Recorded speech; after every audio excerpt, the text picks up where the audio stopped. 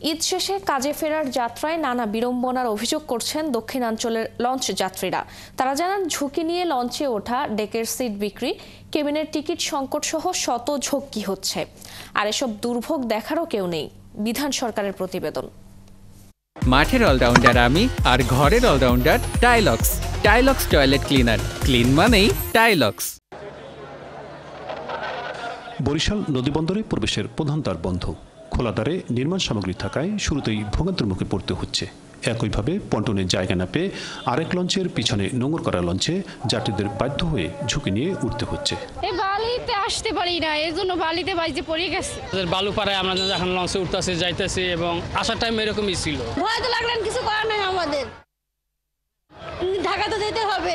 আর লঞ্চে উঠেই ডেক যাত্রীদের আরেক দফা বিড়ম্বনা পোহাতে হয়। কারণ লঞ্চ স্টাফদের বিছানো তোষকের জায়গা কিনতে হচ্ছে 3 থেকে 500 টাকায়। এটা লঞ্চের স্টাফরা এই তোষকটা ঢাকা যাওয়ার উদ্দেশ্যে বিছিয়ে রেখেছে, এদের কাছ থেকে আমি 300 টাকায় এই তোষকটা কিনে নিয়েছি। অন্য জায়গা খুঁজতেছি, এই জন্য হারা 400-500 টাকা চাইতেছি। 300 টাকা বলছি, দিচ্ছে না। খালি যে জায়গাগুলো আছে না ডেকের, ওরা বিছানা বিছায় রাখছে, 500 টাকা যাচ্ছে। ঈদে বাড়তি কামাইয়ের জন্য এই সিট বিক্রি, যা অকপটে স্বীকার করে লঞ্চ স্টাফরা। তবে অসাধু এই স্টাফদের বিরুদ্ধে ব্যবস্থা নেওয়ার কথা বলেন লঞ্চের সুপারভাইজার। তোষক 4-5 জন থাকে, ঠিক আছে, 400 টাকা, 300 টাকা, 200 টাকা যে সময় লই পারি। তাকে লঞ্চ থেকে নামাই দেওয়া হবে। যদি সিট বেচে বা তোষক বিক্রি করে, যে কেউ ব্যস্ত, যে স্টাফ হোক। এখানে বার্দিং করার জায়গা আছে 4টে লঞ্চের, অতিরিক্ত 5টা, সেখানে আজকে 10টা লঞ্চ এই ঘাটে। বরিশাল নদীবন্দর পরিদর্শনে আসা বিআইডব্লিউটি এর কর্মকর্তা বলেন, লঞ্চ স্টাফ বা মালিকরা নিয়মের কথা শুনতে চায় না। তারপরও তারা মনিটরিং করছেন। লঞ্চ মালিকরা বা লঞ্চের কর্মচারীরা সবসময় কথা শুনতে চায় না। তো আমরা এটা জানার পরই আপনারা বলেন বা আমাদের ভিজিলেন্স টিম আছে, পোর্ট অফিসারের রুমে আমাদের মনিটর আছে, ভিডিও ক্যামেরা আছে, সিসিটিভি ক্যামেরা। আমরা জানার পরে তাৎক্ষণিক ব্যবস্থা নিই। ঈদের পর কাজে ফিরতে বরিশাল ঢাকা নদীপথে প্রতিদিন 10টি করে লঞ্চ চলাচল করছে। বিধান সরকার, 71, বরিশাল। ঈদের ছুটি শেষে পটুয়াখালীর রাঙাবালি থেকে রাজধানী সহ দেশের বিভিন্ন এলাকায় ফিরতে শুরু করেছে মানুষ। ফলে নৌপথ নির্ভর এই জনপদের লঞ্চঘাটে বেড়েছে যাত্রীদের চাপ। এ নিয়ে বিস্তারিত জানাতে রাঙাবালির কোরালিয়া লঞ্চঘাট থেকে যুক্ত হচ্ছেন সহকর্মী কামরুল হাসান। কামরুল, সেখানে এখন পরিস্থিতি কি দেখছেন? যাত্রীদের চাপ কেমন এবং সার্বিক ব্যবস্থাপনা নিয়ে যাত্রীরা সন্তুষ্ট কিনা তা জানাবেন।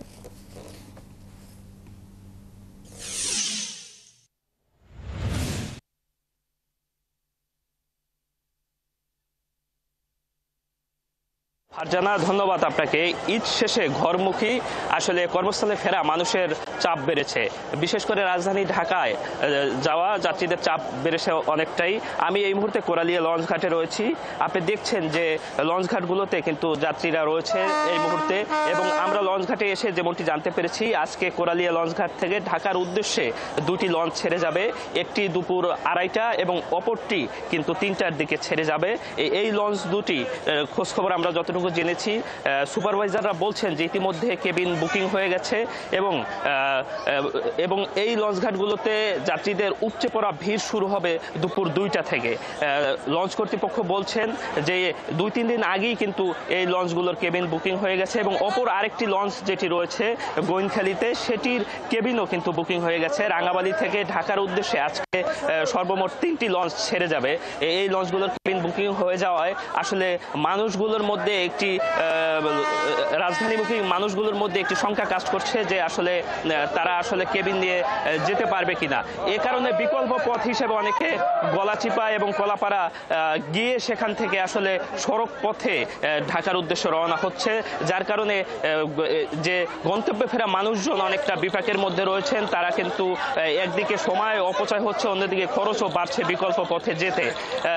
যাত্রীরা বলছেন যে সেবা মোটামুটি লঞ্চ কর্তৃপক্ষের ঠিক আছে, কিন্তু তার মধ্যে যাত্রীর যে চাপ এবং কেবিন অগ্রিম বুকিং হয়ে যাওয়ায় কিছুটা ভোগান্তির মধ্যে পড়তে হচ্ছে। তবে লঞ্চ কর্তৃপক্ষ বলছেন যে আসলে সেবার মান তারা নিশ্চিত করার চেষ্টা করছেন এবং কেবিন বুকিং হয়ে যাওয়ার বিষয়টি সম্পর্কে তারা বলছেন যে লঞ্চ আরও একটি অতিরিক্ত লঞ্চ যদি হতো তাহলে যাত্রীর চাপ কিছুটা সামাল দেওয়া যেত, এমনটি কিন্তু কর্তৃপক্ষের পক্ষ থেকে বলা হচ্ছে। যাত্রীরা বলছেন যে আরও একটি লঞ্চ প্রয়োজন ছিল, ঈদ শেষ মুহূর্তে আসলে যাত্রীদের গন্তব্যে ফেরার জন্য আরও একটি লঞ্চ প্রয়োজন ছিল, তাহলে কিছুটা হলেও কিন্তু স্বস্তিতে তারা কিন্তু গন্তব্যে যেতে পারতেন। এই মুহূর্তে ছুটি শেষে আসলে অনেকটা তড়িঘড়ি করেই কিন্তু যাত্রীদের গন্তব্যে পৌঁছাতে হচ্ছে। ঢাকা সহ দেশের বিভিন্ন শহরে কিন্তু অনেকটাই তড়িঘড়ি করেই যাত্রীরা কিন্তু যেতে চাচ্ছেন, কিন্তু শেষ মুহূর্তে এসে কিন্তু পর্যাপ্ত সংখ্যক লঞ্চ না থাকায় যাত্রীরা কিছুটা বিভাগে পড়ছেন।